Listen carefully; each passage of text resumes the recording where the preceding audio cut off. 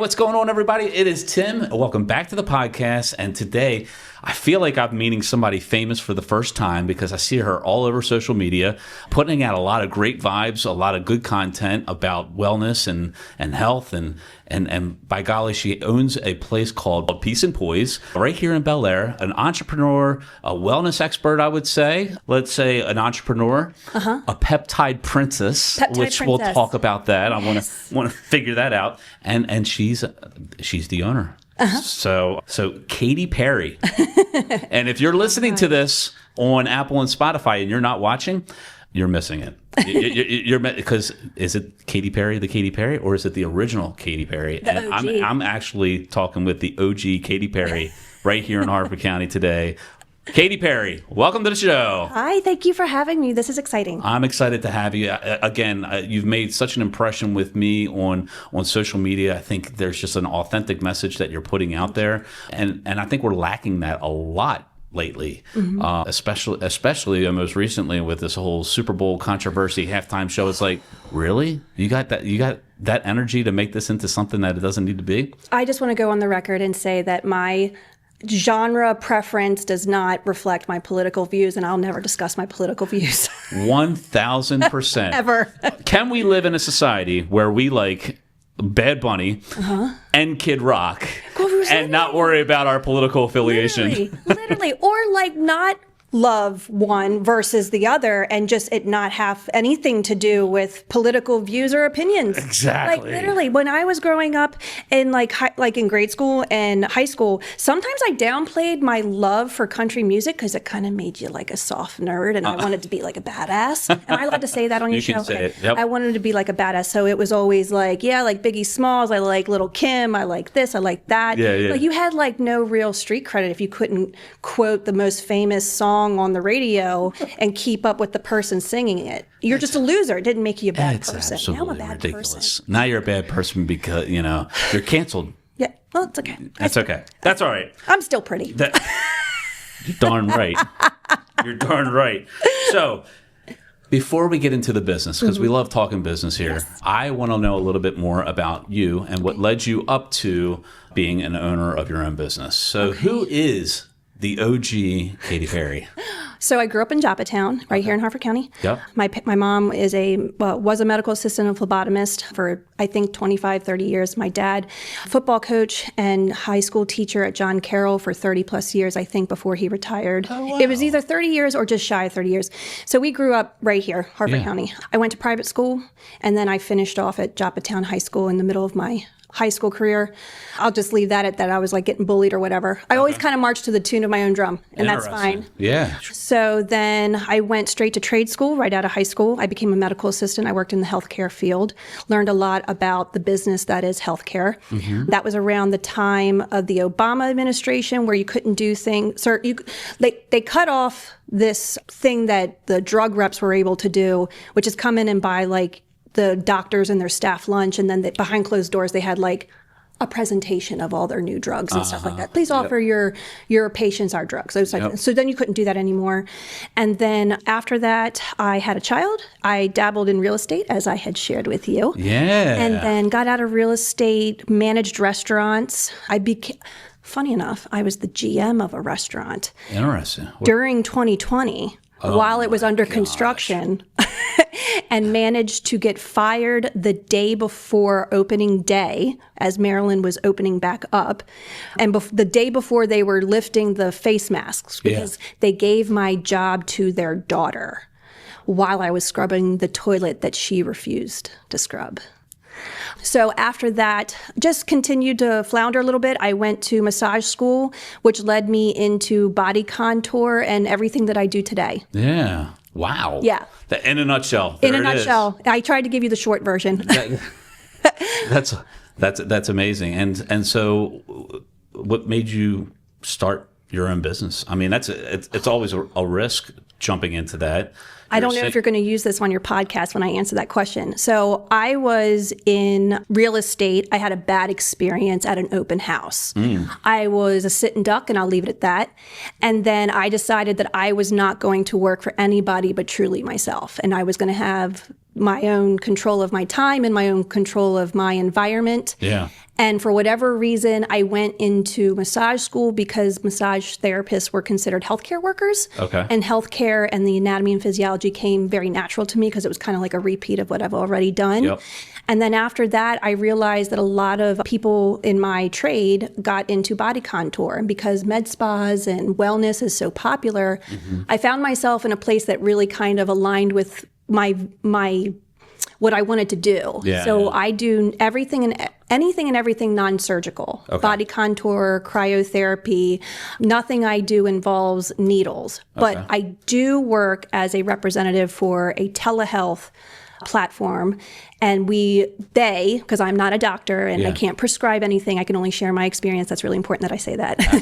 Small disclaimer. At Small the bottom disclaimer, of the I screen, am not a doctor. I do not make recommendations. I just share my story and say like, hey, I always tell people in that respect, I'm like a professional finger pointer. Yeah. Like, hey, if you want more information, you should really go do this. Much like real estate, CYA. Yes. I'm a real estate agent. I'm not a tax accountant. I'm not an attorney. Yep. I'm not a structural engineer. Yes. Licensed contractor. I yada, used yada. to say that all the time. Like, I'm not an attorney, but you really should pay attention to that line on the contract. That's right. So yeah, same thing. And it all just kind of aligns with wanting to be this solo person. Now, in my fantasy, my dream, the thing I'm trying to manifest 2,500 square feet and more to be the person who owns the spa and educates or teaches other modalities to other cosmetologists, other massage professionals, all the things, and kind of be the one that owns the place and says like, hey, come here. We have other people who provide other services. That's awesome. Yeah.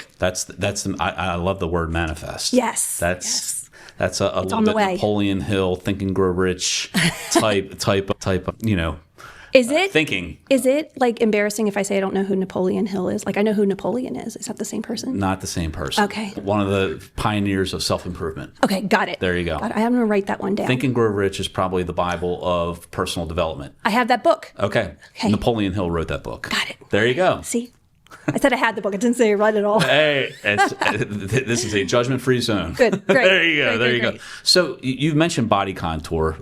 Help educate me because I don't know what that is. Okay, so I use 2 different modalities. Well, technically 3. So what I'm doing is I'm tightening skin, I'm lifting skin. Okay. A lot of times people come to me on various ends of the spectrum. Like they have too much weight that they want to lose, and it's like what they want does not align with what I offer. And I have to say like, hey, I think you might be better served going to do this because I think what you want is outside the scope of what my machines can do. Okay. And then the other one is they've lost so much weight that I actually cannot do that. And it would be outside of my scope to say like, hey, I can help you. And I like to be transparent and say like, it'd be really easy for me to take your money, but based on what you're trying to get done here, maybe you should go speak to a surgeon. Love that. Yeah. Personal story with my better half. Not like when it comes to surgery and especially in the abdominal area, I want to get people away from that or thinking that it's a quick fix.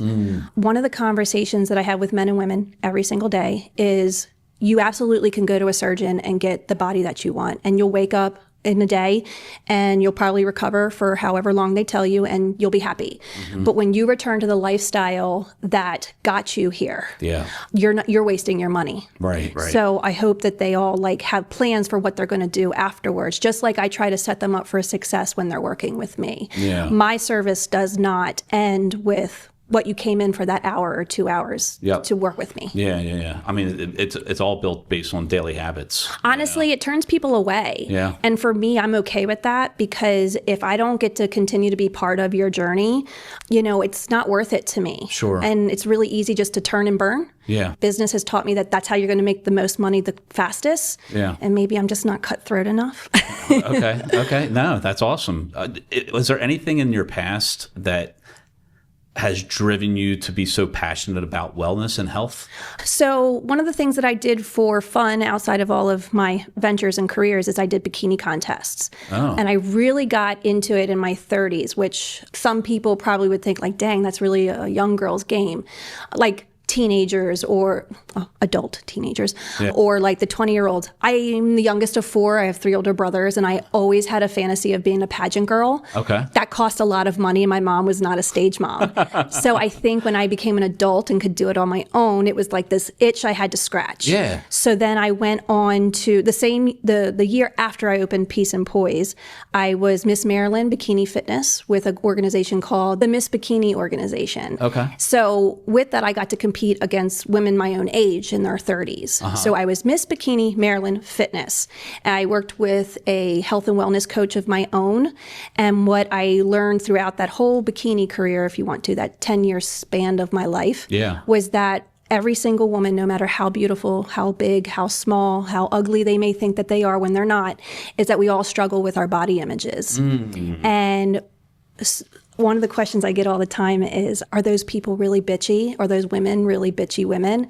They are some of the nicest people I've ever met in my entire life. Really? And I had that stereotype. Like so it's not like they're undercutting you or they're criticizing you, like those especially people the people. exist. Oh, yeah, There's certainly. a competitiveness to it, absolutely. Yeah. But some of the friendships that I made in that 10 years, I still have today versus the ones I don't have from high school. Yeah. They're awesome. Wow. They're moms, they're single people. Some of them aren't moms. They're from all walks of life, old, young, rich, poor. They all have a story. But the one thing we all had in common is that we're constantly looking in the mirror and we're tearing ourselves apart. And I hope that a little bit of what I leave behind in this world is that people don't do that anymore. Women especially, but men too. I think guys do it too. I've talked to a lot of men. Absolutely. They feel like they're old and there's no hope for them. And I wanted to be part of the story where they come out on the other side. Yeah. It's my vanity, I guess. That's awesome. Now, are you still competing? No more. You retired. I don't know if I retired. I think I did it, and I was happy that I did it, and it was a great big middle finger to those who said I shouldn't do it, was too old to do it. Like I was embarrassing myself. Yeah. Especially a particular ex who can suck it. You heard that, huh? Yeah. But I had the time of my life, and there's definitely an energy when you're getting ready to walk out on stage in a bikini and people are cheering for you and you're just like, yeah, I'm just as much of a badass as I always knew I was. So yeah, I like it. That's so like cool. I don't make any apologies for it either. Absolutely I do it again. not. Good for you. Thank you. That's huge. That's huge. Wow. The peptide princess. Okay. What are peptides? This is like something that's trending right now, right? Like this is something like cutting edge, new, or maybe not. What are peptides? How do they benefit your health? Okay, the medical term of what a peptide is, it's a short chain of amino acids. Okay, they already exist in your body. Okay, and believe it or not, the real popular weight loss drug, GLPs. Okay. And there's all different kinds, and we can go down that rabbit hole if you want. I didn't know that they were a peptide until a few months ago, honestly. They're a peptide, they're a short chain of amino acids, and when they are consumed or injected, what they do is they fill the hole of what your body isn't doing for itself anymore. Our bodies start to slow down in our 20s. What does everybody say? Man, I want that body back that I had when I was 20. I want to feel the way I did when I was 20. Man, I don't recover the way I used to when I'm like hangover day, the way I did when I was in my 20s. It's absolutely true because your body's not doing what it used to do on its own anymore. Right. So peptides in a nutshell are just that. They are, I look at them, I think of them as like a supplement almost. And I don't think that it's legal that I say that in a medical term, but that's how I look at them. Okay. Did you ever see the movie Jurassic Park? Yes. Okay. The first one. When they go into the little movie theater and they had the cartoon about extracting the DNA from the mosquito, and that's how they filled the genetic code, and that's how they started cloning dinosaurs. Yes. Okay. It's an extreme example, but follow me here. All right. I'm with you. So think of that cartoon when you were watching it, and the little cartoon comes in and fills the genetic code, right? Now, DNA and peptides are two different things, but if there's a gap in my peptide production, depending on what it is, if I'm taking a supplement, if I'm taking a peptide, whether it's a nasal spray, a throat, oral lozenge, a supplement pill, or an injection, the peptides are, in fact, you'll hear this a lot, that they're messengers. They're messengers saying, in a nutshell, hey, dude, you're not doing what you're supposed to do. Pick up the pace. Okay. There are peptides for everything. GLPs talk about, they work with your neuroreceptors, because some people think, well, a GLP is just an appetite suppressant, so I'm really just starving myself. Wrong. That's not wrong. Okay. I'm sorry, that's not correct. It's wrong. Not correct. It's wrong. You're not starving yourself. What it is, it's what it's doing is in hyperdrive. So You hear a lot of midlife women and men talk about food noise, like, God, I'm full, but I could still eat. It's working with your neuromessengers, your neuroreceptors, telling yourself to slow down. Yeah. Hey, you don't really need that. It's reminding your body what it used to do for itself that's not doing anymore. Years ago, before people started talking about GLPs, there was this platform called Noom. Okay. I remember when the commercials came out, I don't know if other people feel the same way. It was like, I joined Noom and I started understanding my relationship with food. I had no idea back then, had to have been 7 years ago, that I thought it was like one of those platforms that you join and you like talk to a shrink every day or something like that. I had no idea that it had something to do with these things called GLPs. And now as I understand them, they're peptides. Yeah. You have peptides for everything. You have peptides for sexual health. You have peptides for weight loss. You have peptides for muscle recovery. You have peptides that are being studied and seen to help with tendon regrowth and muscle regrowth, muscle support, muscle recovery. And believe it or not, with regards to GLP peptides, they're using GLPs and even just other peptides in addiction clinics. And they're using them in studies for people who have online shopping addictions. Like they're actually reversing the effects of people's addictions. And it's a bold statement for me to sit here and say that, but you can go fact check me. Like there are studies that are being done and proven that they are assisting with these things.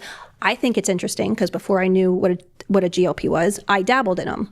It was 2023. I had just ended my Miss Bikini thing, and I was having a problem with food noise. I went to a local med spa where they gave me an administered GLP for 3 weeks in a row. I lost like 12 pounds in 3 weeks. I'm not even saying that that's necessarily healthy, but I said it then. I looked at John and my boyfriend. I looked at John and I said, this stuff will cure like alcohol addiction. Like this is crazy. And then here we are a few years later. I was approached to partner with this telehealth company and offer it in my Peace and Poise practice. And I was like, here we are. There it is. Like it's been going on all this time. And I really didn't know. Wouldn't have even known what questions to ask. So I don't want to sit here and say like, drink the Kool-Aid, it's a miracle drug and all the things. But I think everybody needs to be asking more questions about these peptides in their own wellness journeys because they're not just for weight loss. Right. Interesting. Okay. I've been hearing a lot about it. I didn't know. So John had a back surgery and my DMs blew up from multiple owners of multiple med spas in the area saying like, hey, I heard you were having a problem or that John was having this problem. You should check out. It was specifically what I was approached with before I even really understood it was BPC 157. That's a really long jargon acronym that I don't know all the pronunciation for. But it's being used primarily from what I can tell, just from people who get it from me, men, and they're using the injectables primarily. There's other forms, and they are recovering from injuries from sports from their teenage years, and they're in their 50s and their 60s, and their range of motion increases. They're able to go to the gym and have a more explosive workout, and they feel just better and more energetic. There's nothing you can take that's going to make you want to go to the gym. That's a really important thing to say. Right. But for those who have the desire to have a more productive session, whether it's like bodybuilding or whatever, these are things that people have been using for years. And now they're just really super popular and more people are becoming more familiar with them. And legal and healthy. Legal and healthy. It's really, really important. I'm glad you brought that up. I get a question about like, hey, Katie, why is this peptide over here like $20 and this one over here is 120? That's a very big thing that's about to undergo some very serious reform. If you're not getting your peptides from a compounding pharmacy, which means you're getting a potency card, you know exactly what's in your vial and you know exactly where it came from. If I want to get super nerdy and go down the rabbit hole, like it's a 503A pharmacy, compounding pharmacy, which means all of your peptides and what's in that vial was sourced in the United States, meaning you know exactly what's in there and where it came from. You are doing yourself a disservice, primarily with heavy metals. You don't know what's in that vial, and you need to be very, very careful. Right. That's why I preface everything with like, hey, look, I'm not a doctor. This isn't like my Neora stuff, my skincare. This isn't like my supplement where I can say like, here's a free sample, go enjoy it. Yeah. You can't do that because I can't give it to you. Yeah. Ethically, legally, it's never going to happen. Right. I can say, go talk to this doctor, which is what we have. Just like if you went to any of the local spas here with their bricks and mortar, they have a board certified doctor on staff. I never want to take that away from these places because they're working ethically. Yes. It's not just me. They have a doctor on staff that goes through the protocols. Sometimes they're going to ask for your recent blood work, or they're going to ask to draw their own. And it's about doing things the right and ethical way, not the cheapest in this form. Right. It's important. It's really important. Yeah. Is there, you said that there's different forms, injectables and other things.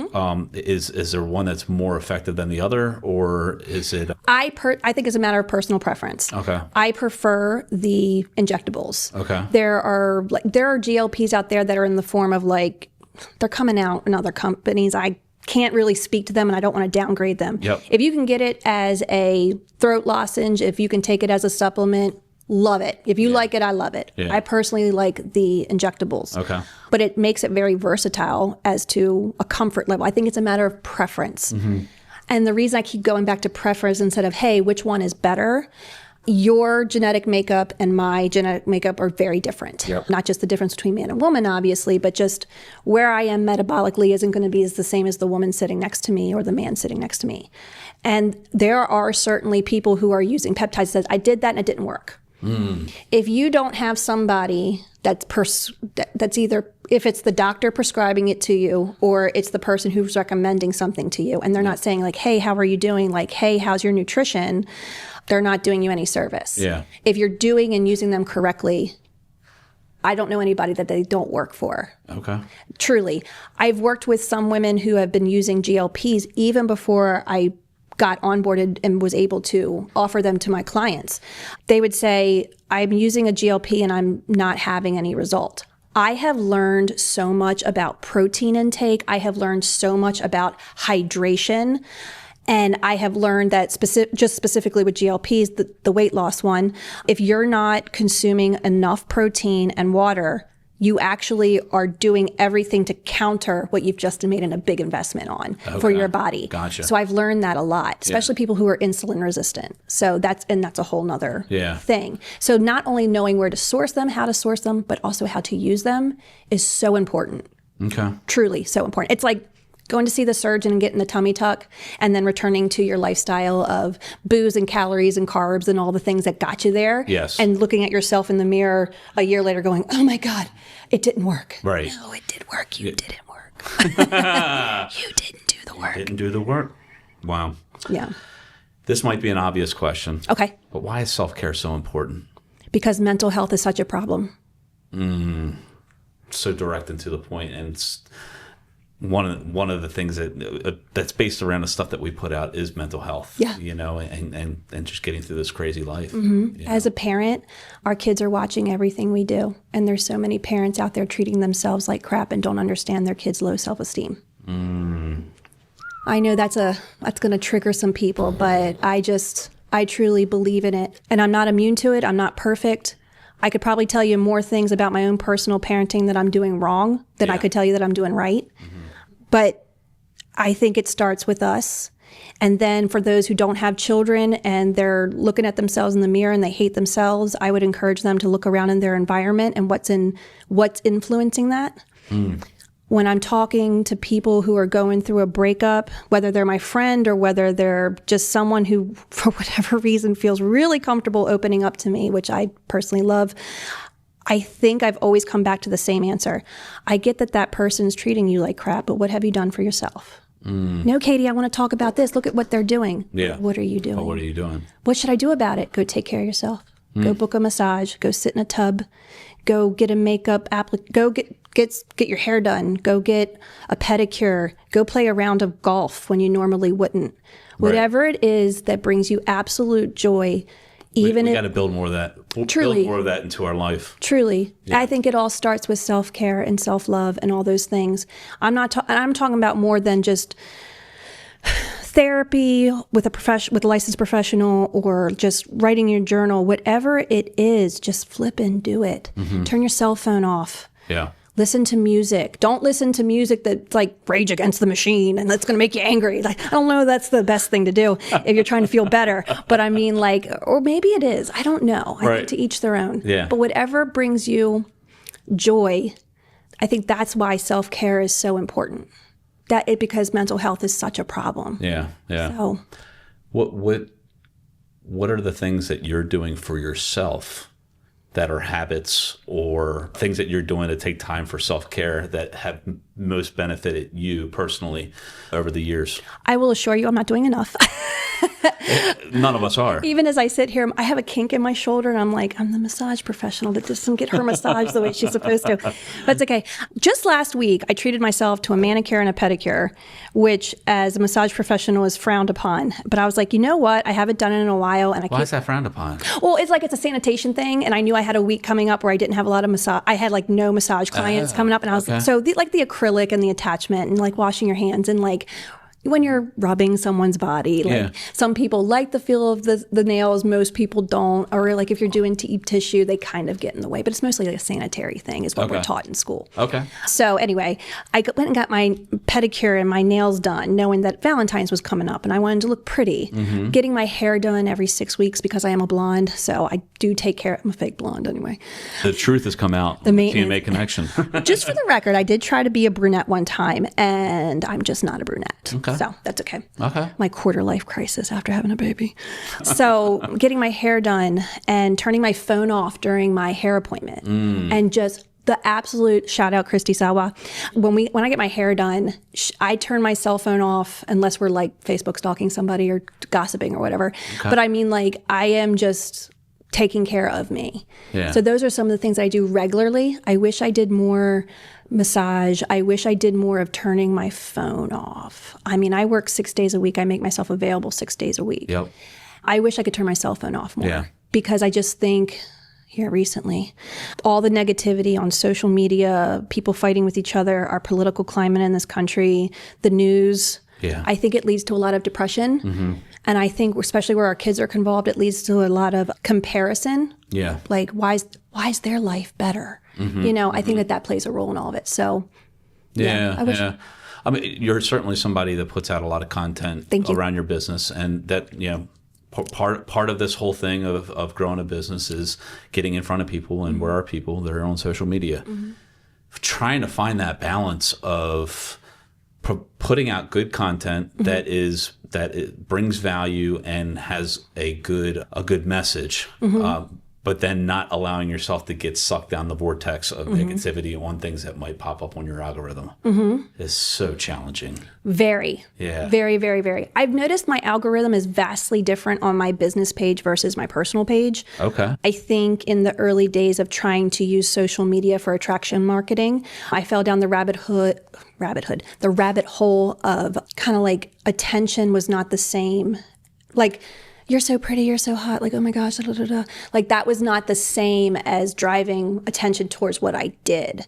So I would get caught up, I'm just being self-aware, I would get caught up in the like, you know what, I am pretty, I am popular, blah, blah, blah, blah. Yeah. And I have no money to show for it because I did the wrong thing. So knowing the difference between attention and marketing is something I had to overcome. Right. Yeah. Yeah. And you don't want to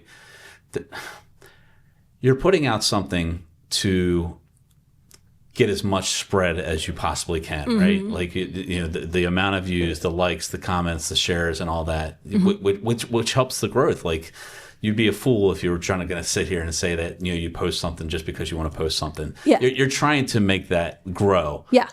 Without getting caught up in the psychological warfare of the likes, the comments, and the shares. You know, that one post takes off and does phenomenal, and the other one you get 100 views. It's like, well, that was 100 people. Yep. And if there were 100 people in this conference room right now, we'd be like, that's pretty darn good. Yeah. You know? Yeah. But then we judge ourselves and say, oh man, you know, that sucked, or, you know, whatever. Yep.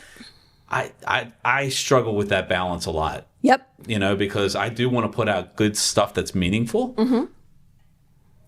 But I don't want it to mess with my own healthy mindset. Yes, correct. Yeah. Correct. And I would get into that with, perfect example, started my bikini journey. You're posting it. Like the point that the people who are organizing events, they're using the pretty face, the body, whatever, whether it's men or women, whatever it is, to bring attention to their bar, their marina, their big event, whatever it is. And they're getting what they want, but are you getting what you want? So some people, it's enough for someone just to slide in their DMs and tell them they're pretty. Yeah. And for other, it's like, no. How do I make money doing this? Like whatever it is, I'm using bikini as an example. So for me, what my bikini journey has led me to is trying to overturn the negativity around people's self-image, because that was something that we all had in common, like I said. Yeah. And for so many people, it's going to be something different. Just depends on what niche you're in. You're a single mom. Yes, sir. And you're a business owner. Yes, sir. Two-part question. Okay. How has being a single mom helped you as a business owner? And on the converse of that, how has a business owner helped you to become a better mom? You're going to make me cry. Okay. So we got tissues. So being a single mom has, I don't even know if this is healthy. Being a single mom has helped me as a business owner because I have to support my kid. I have to provide for him. And there's a certain level of fears like, oh my God, what if I don't do that? But that fear, that same fear, I had enough self-awareness to know that I didn't want to get stuck doing something, one, because like a job, a 9-to-5 with a salary or an hourly wage, whatever it was. I've worked a lot of those in my life going, I can't pay my bills. Why am I doing this? And then when the idea arose of like, I should do something for myself, it sparked fear in loved ones like, no, you can't give this up because blah, blah, blah, blah. I was like, the way I saw it, I was going to be 6 of one, half dozen of another. Either way, I was going to struggle to support my kid. You know, now he has a father. His father's very involved. I don't want to be misleading thinking that like I do everything completely on my own. Right. I've had the true support of my parents, my brothers, my family, all the things. But this desire to be that of an entrepreneur, being a single mom has fed that because it's like, this has to work. Yeah. And I have He's to your greater why. He is my greater why. Yeah. He truly is. Yeah. I don't always know that leading from a place of fear is a good thing, so please don't take that as advice. Right. But that's what it was for me. Yes. I was like, I don't want to wake up in my 40s, 50s, or 60s going like, I absolutely hate what I chose to do for a living. So, because if I do it, then my son's going to do it. Right. And then there's the balancing act of doing what is personally satisfying versus chasing money all the time, because you don't want to be chasing money all the time. Right. So, and that cannot be the primary focus. Yeah. Yes. Yeah. So I answered, how does being a single mom help me being an entrepreneur? How does being an entrepreneur help me being a mom? I think I just said that. I hope my son does whatever sets his soul on fire. Yeah. Truly. Yeah. And I can't even tell you that I was raised in that environment. You got to pay the bills and you got to be responsible, financially. You have to, if my son's listening to this years from now, you got to support your family if you choose to have one, and you got to support yourself. I'm getting all emotional, sorry. But if he ever looked up from his desk one day in a cubicle doing a job that pays him 6 figures, but he hates what he does and it doesn't inspire him to wake up the next day, then I'll feel bad for him. Yeah. I was kind of raised like, go get a job, go pay your bills, and that should be enough. Yep. I think my mother loved being a phlebotomist. I went to her retirement dinner, and I had never seen her shine more. Okay. My dad is deeply loved and respected. He has tons of plaques and honors and awards and letters in his desk that read, thanks for being a dad to me. Like, he was inspiring. He is inspiring that way to so many people. But I mean, like, we kind of struggled, if I'm just being honest. We struggled financially. Yeah. My grandfather is, and this is not, just because I say my grandfather's like my hero doesn't mean that my family isn't. Right. I just want to be very clear about that. But my grandfather did not have an education past the 8th grade. He was dyslexic, as am I. He passed away in 2021, and he worked until the day he died. He owned Dick's Plumbing and Heating, which plumbing-wise vastly built a lot of the houses that people live in today in Harford County when it was all farmland. Right. And there was a time when that business made money faster than it could spend it. Yeah. And in my eyes, I grew up realizing every single room that he walked into, somebody was shaking his hand. I have stories of people that saw me in a bikini in like Florida and then met me later when I was fully dressed after doing whatever they met me doing, and they knew his name in a different state. That's wild. So, I mean, never judge a book by its cover. That legacy that's left behind, and it's not even about the money that you made. I don't think he cared. I don't think he cared because he gave. I had a charmed life as a kid because of him. Yeah. I really, really did.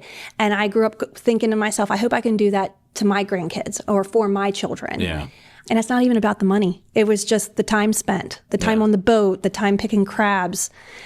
Even today, if I say his name and someone knows him, I'm still reaping that benefit of like, yeah, that guy's kind of cool. That's my grandfather. Yeah. So I think it just inspired me to call me vain, call me crazy. Damn it, I want people to know who I am. That's awesome. And not just because they think I share a name with somebody else who makes more money than me. Forget that Katy Perry. Yeah, we don't know her. If you could spell my name correctly, that'd be great. Yeah, right? She's the OG after all. Got a quote for you. Okay. One that you might recognize. The gap between I had that idea and I built that company is about 10,000 plus hours at work nobody wants to talk about. And I'm still not done, baby. Was that your quote? It was not my quote. Somebody else? I read it in a meme, a very long meme, but it was like at the end, and I was like, damn, that's good. I love that. So good. Now, I resonate with that. The part where I said, and I'm not done yet, baby, that was my add-on. Okay, yeah, there you I'm go. not done yet, baby. Yeah. I mean, you're getting after it. I mean, yeah. you're right in the prime time of your life. I think, God, I remember turning 20, then turning 30, then turning 40. It was depressing for me. Oh, I'm sorry to hear that. It sucks, right? But when I got to 50, I look back and I'm like, every decade has gotten better.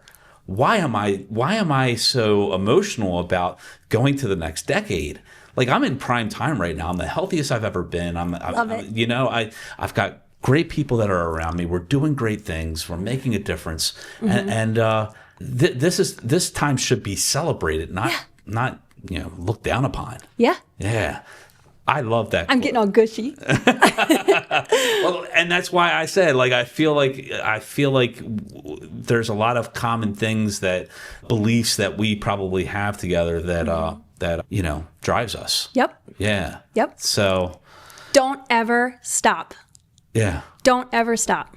Yeah. Refuse to quit. That's my thing. I have this shirt that's older than dirt it's a racerback tank top, and it's a Under Armour shirt, and it says refuse to quit. And I still have it. I still wear it. I love it. That's I didn't trademark it or anything like that, but I mean, refuse to quit. Don't stop. To quit. The bigger part of that, and I'm not done yet, baby, is 2 years ago, I paid a ridiculous amount of money to learn how to do lashes. And then I never picked up the kit, and I never completed the course. It was all online, all the things. So I just picked that up again. Okay. And I want to add it. I need to get certified for it so that I can insure my service, because that's important. You can't be irresponsible. Yep. But I just picked that back up, and actually this morning the kit came back in the mail. So I'm excited for that. Let's go. So I'm just not done. Get back on it. I'm not done. I hope to get to a point where I can teach something. Yeah. Because eventually I'm going to be decrepit and hunching over a bed or a table and stuff, and like that's not going to be conducive. So, Right. Yeah. All arthritis in your hands from massaging people. Exactly. Jeez. Exactly. Going through your daily life, there are ups and there are downs. There's good days and there are bad days. Let's not make this fake. This is the human element. On those bad days when you're feeling down, what's the one thing or two things that help you get out of that funk to get back to a positive emotional state? Okay, so if you've asked me this question 10 years ago, I would have told you I thought all of my problems were at the bottom of a bottle. Wine was my friend. It comforted me, it made me happy, it helped me disconnect, and I didn't understand why I would wake up and be depressed. Yeah. Or sad or anxious, never connecting the two. In 2023, I would say I renewed my relationship, my faith, and got baptized. I was raised Catholic. I am now a proud Christian. So my faith in recent years has played a tremendous role in my bad days. Yeah. Learning not to reach for the bottle, learning not to project onto others, learning not to blame others for the problems that I'm having without internalizing them so bad that I blame myself and become too critical on myself. Mm-hmm. It's almost not even enough to sit here and say, to pray about it, and I don't want to get preachy, but I mean, just finding a way to stop. Yeah. And not spiral. Just this morning, I had a crying jag. I couldn't tell you why. It's just life feels overwhelming. There's bills that need to be paid. Yep. The books are not flooding with clients. It's hard to have an impact on people when you don't have people directly in front of you and you feel like everything that you're doing is just not enough. Mm-hmm. The worry behind, am I going to have enough time for myself? Am I going to have enough time for my kid and my family? All of that plays a role in my doubt, my fear, and being able to just stop and go, Katie, get your shit together, has become a practice that I wasn't always good at. Yeah. Sometimes a problem doesn't need an immediate resolution. You just need to stop for a second. Just stop. That whole stop and smell the roses thing. Yeah, yeah.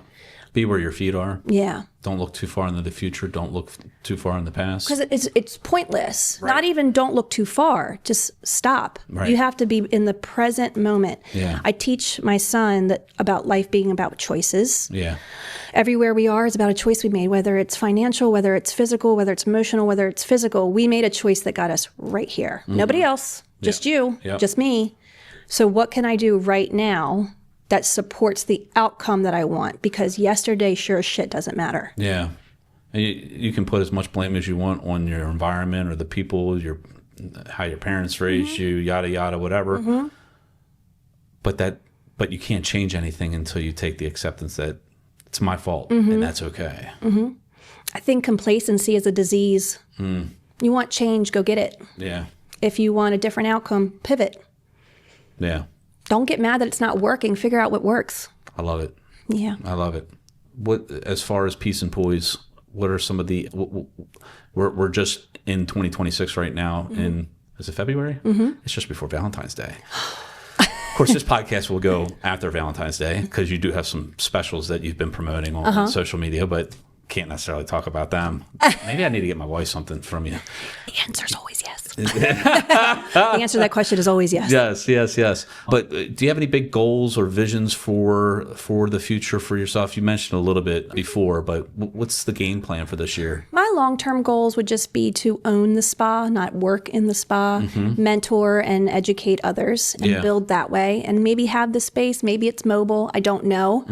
Have you ever read the book E-Myth? Or the E-Myth Revisited? No. That's a perfect book for you to read. E-Myth. It takes you from... take my phone out real quick and just write that down. Well, or you could listen to the podcast when it comes out. And you said it's Revisited? Revisited. It's by a guy named Michael Gerber. Michael Gerber. Yep. Got it. And it basically talks about working on your business, not in your business. Okay.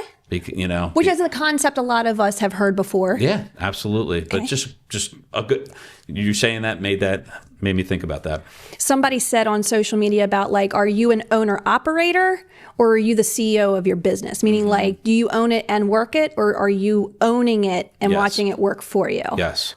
Of course I aspire for that. I know. I do too. I just need to find the money. Yeah, same. Need to sell a couple more houses. Same. Right, exactly. A couple more massages, a couple more spray tans. I'm telling you what, look at this pale skin. I got something for you. This has been awesome. Thank you. It has been awesome. And we might need to edit this out, not 100% sure. If people are listening to this right now and they come to Peace and Poise, is there any kind of promotional offer that you can provide for them if they give you the code, like TMA code? Just mention the podcast and I'll give you $20 off of any service. Any service you want. There it is. Even with the specials. Come see me. Yeah. Yes. Okay. I really want to thank you for what you do. This is business to business. This is awesome. This is value. I love this. Anybody can throw a networking event where we get an open bar and some hors d'oeuvres, but this is kind of cool. Well, I think a lot of us share a lot of the same emotions, feelings, problems, successes, wins, losses. and we need to talk about them a little bit more. And this has kind of like been my therapy over this will be like episode 111, 12, something like that. 112, 13, Drew. 113. And every single person that I've talked to, I've just learned something from them, you know? And people are like, why are you really doing this? No, I'm not making any money from this. Yeah. I'm genuinely doing it just to learn. It adds value. But if you want to pay. I think that would be a great thing to aspire to. I mean, what's wrong with wanting to, that's going to sound so terrible, but we're all thinking it. There's no reason you can't be compensated for the value that you bring. But there is definitely there's other currencies than money, right? This is what you're doing. This is important. This is awesome. This is valuable. I would aspire to give this to other people. I did it when I was the GM with my little Facebook Live. We had the restaurant had aspirations of having live entertainment, and I would just pick the people that I really liked, and I would have them on my live. Right. But then we stopped. So yeah. I mean, but they loved it too. They had the opportunity to say that I'll be at this bar doing this show at this place and blah blah blah blah, and it promoted the venues that they were performing at. So everybody wins. This cross connection of just helping each other out is just so important, especially with small businesses, local businesses, just helping them out. Yeah, truly. I mean, we say it on social media. There's other ways to support my small business than spending money. Yeah. Hit the like button, shake up the algorithm, leave a comment, hit the share button. It's so valuable. It's so easy and you know, sometimes they do, sometimes they don't. But you said something, just one more thing. You said something about like sharing our failures and successes. One of the things that I intentionally am trying to do in 2026 with my parenting is I look at Tyler and I say, I love that this worked out for you today. What's something you failed at? And he looks at me like I'm looking for a reason to get him to scrub a toilet or get him grounded or something like that. Like the concept's foreign. I'm like, buddy, no, what did you fail at today? Yeah. You know, because you learn more that way. Yeah. If I am an Olympian and I make a mistake running or skiing, you learn a lot more from your failures than you do your successes. My dad has countless football tape. Oh my gosh, yeah. Like, okay, what did they do? We're going over game film. They're in a locked room and it takes hours. They're taking notes. It helps them recruit. It helps them learn where they need to improve. All of it. Yeah. You learn more from your failures than you do your successes. If people want to follow you, or get in contact with you for your studio services. Okay, so Peace and Poise _Bel Air is on Instagram. And then OG KDP, it's OG _Katie, Katie, P like Peter, but my last name's Perry. That's on Instagram. And I spend a lot of time, I have like carpal tunnel in my thumb because I spend so much time on my phone and social media. Oh, geez. I thought you were going to say massage. No. It shows up during a massage, but it's like with my thumb. So, yeah, just social media is the number one way. Yeah. Frankly, because it's free. It's free marketing. Free marketing, free advertising. Yep. Please support Katy Perry and Peace and Poise on Facebook and Instagram. You can also support us on those platforms at the Markland Advantage. And you're going to be able to watch this on YouTube at the Markland Advantage, or you can watch this on Apple or listen to this on Apple and Spotify or anywhere you download a podcast. And this has been great. Thank you. This has been even better than I thought it would be. And I do say that with a lot of guests. That is a line that I use, but genuinely, truly, I really feel like this is a great connection. Giving me all the feels. There you go. There you go. All right, folks. Thank you so much for joining us today. And until next time, live your life to the fullest. And we'll see you soon. Take care. Thank you. Did you like this episode of the TMA Connection? Well, you might want to check this one out right here. Go ahead. Click it.